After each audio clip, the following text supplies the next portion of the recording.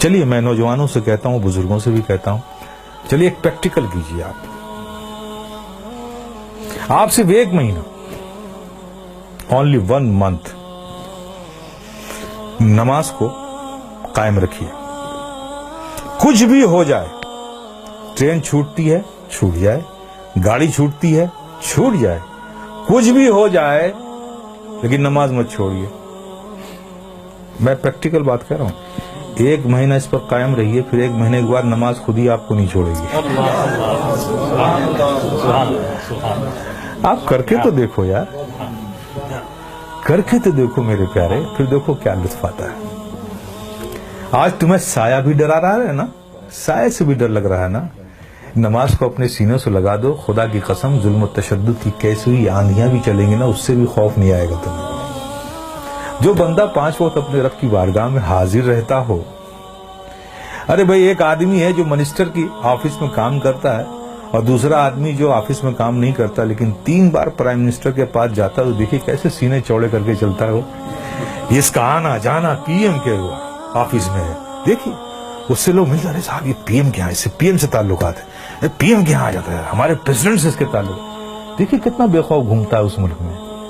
اور تم، اللہ نے کتنا فضل فرمایا کہ 5 وقت تمہیں یہ سعادت نصیب کرتا ہے. میرے بندو، آؤ میری بارگاہ میں. جب تم کھڑے ہوتے ہو تو میں تمہیں دیکھتا ہوں، تمہاری عبادت، اور ایسی حالت میں کھڑے ہوتے ہو، ایسی حالت میں کھڑے ہوتے ہو. چونکہ میں دیکھوں گا نا، تو میں جسے دیکھوں اس کی حالت بھی تو ویسی ہو. پیارے آقا صلی اللہ علیہ وسلم ارشاد فرماتے ہیں کہ رب نے فرمایا، جب ایک بندہ نماز کے لیے مسجد میں جاتا ہے اور نماز کے لیے وہ کھڑا ہوتا ہے، تو کھڑے ہونے سے پہلے رب فرماتا ہے فرشتوں سے، اے فرشتوں، اس کے اندر جتنے گناہ ہیں نا، وہ اس سے جدا کر لو، نکال لو، اور سارے گناہوں کو الگ کر دو اس سے. فرشتے اس کے سارے گناہ نکال لیتے ہیں. اب بتائیے، سارے گناہ نکل گئے اور آپ نماز میں کھڑے ہو گئے. اللہ اکبر. اور رب کی توجہ آپ پر، رب آپ کو دیکھ رہا ہے، آپ اس کی عبادت میں کھڑے، گناہوں سے خالی ہو گئے. آپ سوچئے، اب نماز ادا کر رہے ہیں صدق دل سے، میاں انہماک کے ساتھ، رب کے ذکر میں، اس کی یادوں میں مستغرق ہو کے آپ جو بھی دعا مانگو، گناہ الگ کر لیے گئے، عبادت میں ہو، رب کی بارگاہ میں ہو، دعا قبول نہ ہو. لیکن دیکھیے ہماری مادیت کا اثر دیکھیے کہ وہاں بھی ہمارا ذہن بھٹکتا رہتا ہے. آپ سمجھ رہے ہو نا.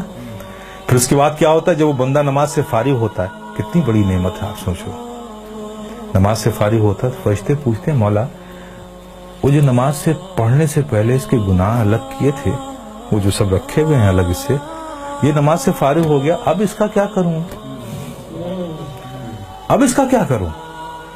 تو رب فرماتا ہے، جب تم نے الگ کر لیا ہے تو الگ ہی رہنے دو. آئے ہے، کتنی بڑی نعمت سے ہم محروم ہو رہے ہیں، خدا کی قسم ہیں. اس لیے میرے عزیز، میرے پیارے، یہ بہت بڑی نعمت ہے، بہت بڑی نعمت.